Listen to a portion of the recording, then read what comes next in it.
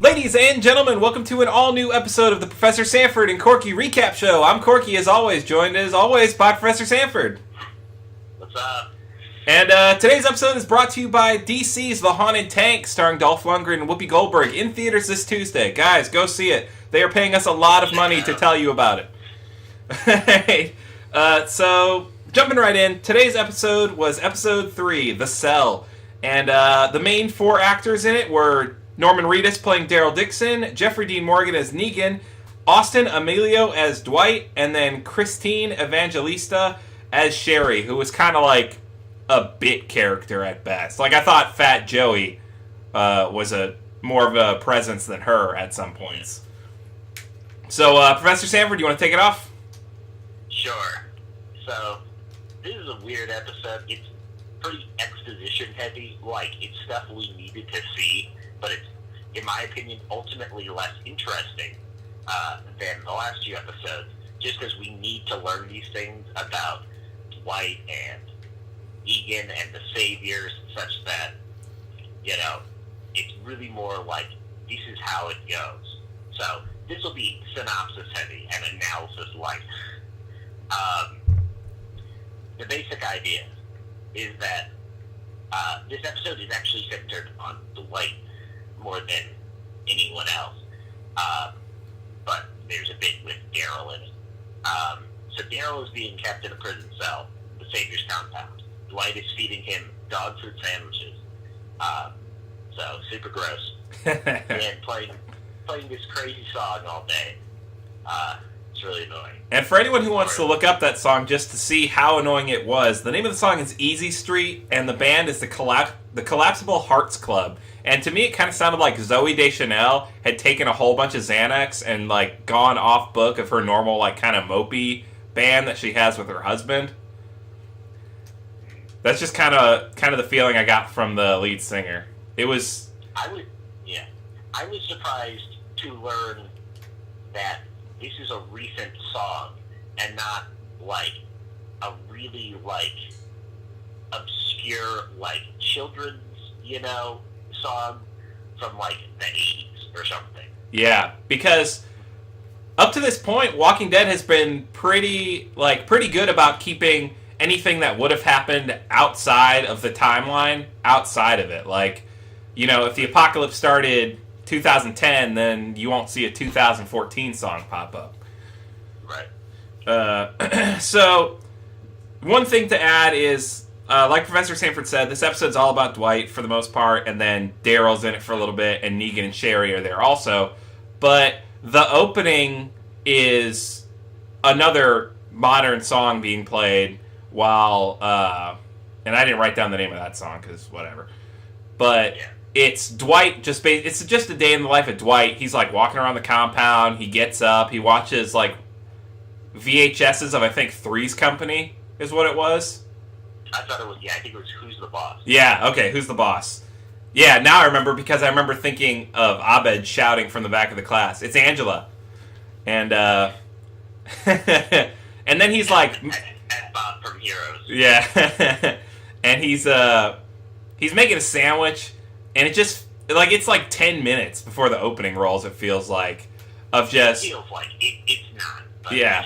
It feels like an eternity of just watching Dwight, and they do this weird camera move where it's like, this character who eventually comes up later in the episode sees Dwight take something, and they make it look like the character's doing a triple take when it's really just an editing effect. And at first the first time I was watching it, I was like, oh, that's weird that the TV's glitching out on a live episode. It's weird that it's doing that. And then I rewatched it last night, and that was an actual editing choice that didn't go with the flow of the story, like, at all. It was just very strange to me. Alright, so then you see Dwight feeding Daryl dog food sandwiches, and it's gross. It's like some fake brand of dog food, I'm pretty sure. And Daryl is being held naked and in like a windowless, like probably like 6x4 cell. Yeah, in the dark. Yeah. And he gets the sandwich, and then they start playing that terrible song on loop. Yeah. So Daryl is eventually given clothes,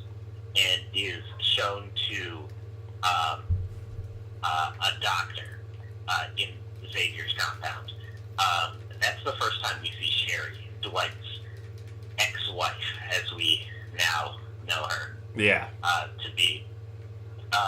She was in the doctor's office before Daryl getting a pregnancy test, which was negative, but we learn the circumstances.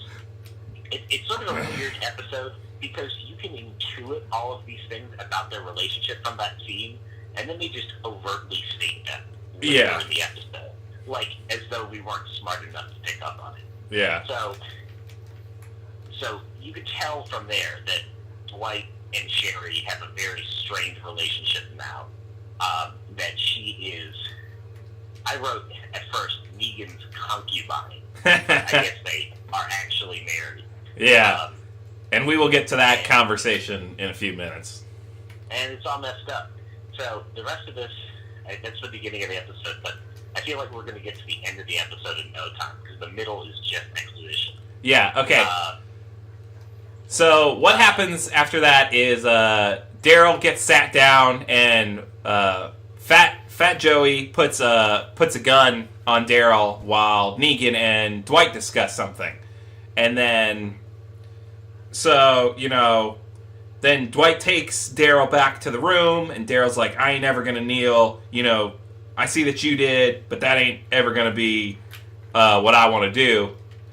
And so the next scene, if I'm remembering this correctly and my notes are correct, is Dwight is taken aside by Negan again, and Negan's like, man, you're doing a great job, you're kicking ass, you're hustling, I love hustlers, so, why don't you have sex with anyone on the compound as long as they say it's cool? And the quote that I wrote down from Negan was, it's happy hour at the pussy bar, and Dwight eats for free. And Dwight was like, yeah, no, I'm gonna wait till the job's done, because they get a radio call that someone has escaped. Right. And Negan's like, why are you doing grunt work? Another line I wrote down was, why not have Fat Joey do it? God knows he needs the exercise. Yeah. Which, they're clearly writing, like, they're clearly really, really thinking of what Negan should say every time, and it's kind of annoying because it seems so produced. Yeah. But sometimes it's effective, and that line was effective. I thought it was hilarious. Yeah, I love that line. It's just one of those things where, like, any character in a show who's, like, super heavy one-liners or, like, always the punchline or anything like that, they can't be on all the time. And when they're on all the time, it takes away from them being a real human being. So it's just sort of weird since Negan is like this, super antagonist that they're not going to show all the time. Yeah. Because that would lessen its impact. So every time he's on screen, he's just spouting these one-liners up. Yeah. And it's crazy because there were a lot of Negan one-liners in this episode, and then maybe like 2 moments of realism where you could kind of see he was getting upset. Yeah, he's annoyed. Yeah. So the next thing that happens is Dwight is now, out looking for this guy who escaped, who happened to be the guy who noticed him taking items. And that happens. Like, Dwight's out, and he takes a motorcycle, and he's also wearing Daryl's clothes and using the crossbow now. He's become bad cosplay Daryl. Yeah, exactly.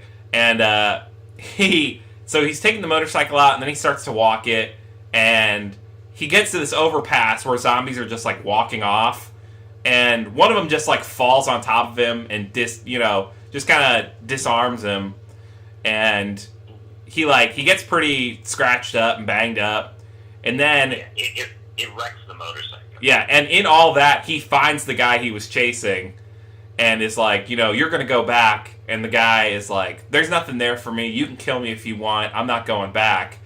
And here's the part that I kind of had a little conflict with, because it just didn't feel like it made sense to me, is that after all of this, Dwight was like, you're going back, Negan always gets his stuff, if you don't go back, I'm going to take everyone you know, and I'm going to, put them on the Spike, which is this, like, outside Thunderdome, where, like, the worst of the Negan acolytes are, like, put in lettered sweatshirts, which I didn't understand. Yeah, prisoners basically, like, it looks like they're competing for points. They're like thrown into this area where zombies are on spikes or chained up, and they have to like take buckets off the zombies' heads to eat. Yeah, I couldn't tell if it was like, if like that was a game or some sort of system, because I was like, I don't know, it weirded me out. But, Dwight's like, I'm going to put everyone you know in there, unless everyone you've ever talked to, and I'm going to dig up your dead wife and feed her to the zombies, unless you get your ass up and get back to the compound. And the guy's finally like, all right, Dwight, you win. You win. And then Dwight shoots him in the chest. Like, in the back. Yeah. Yeah, like, in the back of the chest. And Dwight, what was weird about it to me is Dwight seems really happy to do this, even though he was clearly super annoyed just a second ago. Yeah. This seems like, and Sanford and I said this off camera, like, the day after the episode. It kind of feels like the writers are trying to make us care about Dwight, when if they wanted to do that in the first place, they shouldn't have made him just, like, the biggest bag of douche. Like... Because it's not like this is our first glimpse of him. Yeah. This is our first major glimpse of him. We now see what his life is like. But he showed up several times, and they didn't make him seem reluctant to be doing the bad things that he was doing. Yeah. So why would we like him? Had this been like... He kills, what's her name? What's her name's girlfriend, right? Yeah, well, Tara's girlfriend, but I don't remember the character's name. No. But he taunts them about it. He's, like, super stoked that he's done this horrible thing. And so, to try to humanize it just a few episodes later, I mean, obviously, that was, like, 6 months ago in real time, but still. Yeah, but in Showtime, it's like 2 weeks, probably, right? Yeah, I don't know at this point, but it's another. Had he not been the one to do that, and had he not popped up like 5 times now, it might have been a little easier to be like, oh, he's just surviving, Can't blame a guy for surviving, and he had his wife taken away, which I feel like we're at that point now. So yeah. Daryl makes a run for it. Fat Joey is watching him while Dwight's off doing this stupid thing. And Fat Joey doesn't lock the door. So Daryl notices that immediately and is like, I'm fucking running for it. He gets outside and gets swarmed by like 8 dudes. And Negan walks out and was like, this was your chance. Yeah. First, Sherry fights him first and tells him to not run. But he runs, and then it's 8 dudes. It was just a test. Yeah. And Negan's like, this was your chance, You could make, life could be so much better for you if you just, play the part, man. He says, your life is about to get a whole lot cooler. Mm-hmm. And there's this thing where they're all like, Negan asks everybody who they are, and they go, Negan, we are Negan, and Negan's like, I'm everywhere, you're never going to get away from me, and the sooner you accept that, the better. And he's like, you basically have 3 options. And I wrote them down, and he said, the first one is on the spike as a dead man working for me. The second one is working for points, which they've talked a little bit about the point system, but not in super depth. And then the third one is... It's still somewhat ambiguous. Yeah, and then the third one is you become one of Negan's guys, like one of his go-to guys, and life gets awesome, and you can have basically whatever you want within reason. And you can steal everyone's food and feed everyone else dog food. It's essentially what Dwight uses that small amount of power for. Yeah, you could be Dwight and have your little room that looks like a fucking... It reminded me of like an old person's home, or a retirement community. I think that's what I was thinking it was. I mean, this place looks sort of like a prison, so it might be like, like an apartment for somebody who works there or something. That's true. Yeah, it looks exactly like, what, like I imagine a room in like a semi-retirement home would look like. Yeah. So this happens. They throw, Daryl is like, he doesn't say anything. He's like, I'm not doing it. So they put him back in the cage, and Dwight is getting back now, and he's like, all right, come with me, just take the deal. And then they go to that room we were just talking about, and Negan's like, yeah. He's like, all right, I'm going to ask you one more time, who are you? And he goes, Daryl. And Negan's like, you're such a fucking dumbass. What I'm missing in that whole thing is Negan explains the whole situation with Dwight. Yeah. Which was completely unnecessary because you get the idea. But Negan just spelled it out in detail. Like, Dwight was working for points, but his wife's sister needed medicine. That takes a lot of points. So they ran away, which we already saw. And then the sister died, which we saw. And so Dwight decided that they needed to come back, which we saw already. And then, so as punishment, Negan, because Negan was going to marry the sister, which is the only thing we didn't know at this point. And then he marries Dwight's wife instead to save Dwight's life, which we basically understand already. Yeah, because Negan was like, I was cool, I wasn't gonna kill Dwight. Dwight came back and he begged for forgiveness, and I like that. And then he was like, as he continues to do, he was like, Lucille, though, oh, she's a stickler for the rules, and my bat's a real person. I keep saying crazy things that are crazy. and then, of course, he burns Dwight's face, which we already saw. Yeah. Yeah. We know that. He was like, we get the idea. Yeah, Dwight got the iron. And that made Lucille happy, because blah, blah, blah, blah, blah. And then, Negan spells it out. He's like, I was going to marry the super hot sister, and then they ran away, and the sister died. But, Sherry was like, don't kill Dwight, marry me, and she's also super hot. So we did that, and now me and Dwight, we're totally cool. That was the line that stuck with me, was that he was like, we are totally cool. Yeah, we're best friends, even though clearly... Clearly Dwight has some problems with me that he's too afraid to say anything about. Yeah. And another thing we didn't talk about, because it's barely worth mentioning, Sherry and Dwight have a little moment in the stairwell after Dwight gets back, and it's another moment where they spell out the fact that Sherry's with Negan and not with Dwight anymore. Because he's just like, does he treat you good? And she's like, yeah, and he's like, that's good. And like they bum a cigarette, and like that was it, right? Like, yeah, he's like, I kill people, but yeah. And I think that wraps up the episode, right? Yeah, I mean, there's another scene where afterwards Sherry comes to like. There's a scene where Sherry comes to Daryl's cell that we didn't talk about, where she's just like, talking about stuff. Oh yeah. She mentions about when they take Daryl's motorcycle, and she's like, remember when you said, when we said we're sorry, and you said you're gonna be, and I was like, and now I am sorry because you're here. And it was just, it just kind of felt heavy-handed to me. Yeah, this episode was a lot of necessary exposition, and then a fair amount of unnecessary exposition. We get that idea because, of course, the woman who plays Sherry is an actress.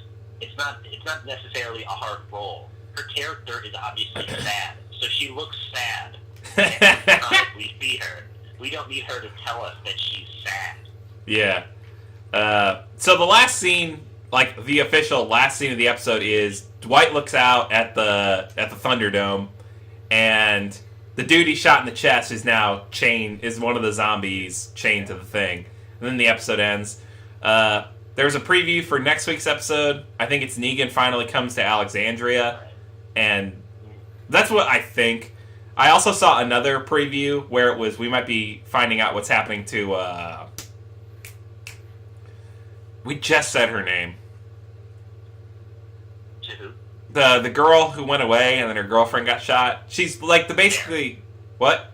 Yeah, Tara. Yeah, Tara. We're she's with Heath Yeah. It might be that, or it might be the Alexandria. Like, they keep teasing these two. Yeah, it's probably both. I don't know if they're going to get back this episode or what, or not. Well, like, what I saw, they were basically just, like, hiding behind trees and stuff, so... I don't know. But that wraps it up, guys. Professor Sanford, do you have anything else to add for this episode? Yeah, I didn't really have anything of interest to say about it. One thing that I liked about it is I didn't expect to see Negan so much. I talked about how sometimes some of what he said was effective and some of it wasn't effective. I said this to you offline in relation to our conversation about Dwight. If they're trying to get us to sympathize with Dwight, it's not working because he's still obviously, such a jerk. Yeah. If anything, it just makes me like Negan more, because at least Negan is fun. Yeah, Negan is fun to watch, which they have going for them, but you can only push that line so far before you're like, right. Alright. And the other thing is, I didn't expect you think of Negan as like this, he's got this huge network of people. I imagine like Negan, like, he forces people to come to him and everything. But no, in this episode we learn that Negan just walks around the compound all the time, just with a big grin on his face. I kept thinking of, like, Ron White talking about his dog. Like, it's going to be a good day, Tater. Like, he's just walking around with Lucille, like, it's going to be a good day. And, like, everyone, he just walks around smiling all day. It's weird. Yeah, he was not smiling for... Let's say he was on screen for 20 minutes. He was not smiling maybe 2 minutes of that. Right. And obviously that is the bit.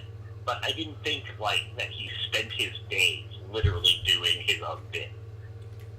Yeah. I mean, I'm hoping the show eventually gets to a point where we see Negan kind of like how the governor was, Right. Like, he put on this face. Negan as a real person. Yeah, but then you saw what pushed him, what made him fucking psychopath. The fighters. Yeah. That's my governor. Really terrible. I don't miss that guy. Alright, guys, to wrap this episode up, today's closing sponsor, Left 4 Dead 3, coming out holidays 2020. Cross your fingers, maybe Valve will get around to it. They're doing so many weird things right now. Yeah. Buy it in a double pack with Half-Life 3. Yeah. Maybe Black Mesa will help you out. That was a joke. Fat chance. Alright, guys. I'm Corky, as always. Thank you to Professor Sanford for joining me. Later, dudes. Guys, as always, be good to yourself, be good to each other, and we will see you in the next recap show. Later days.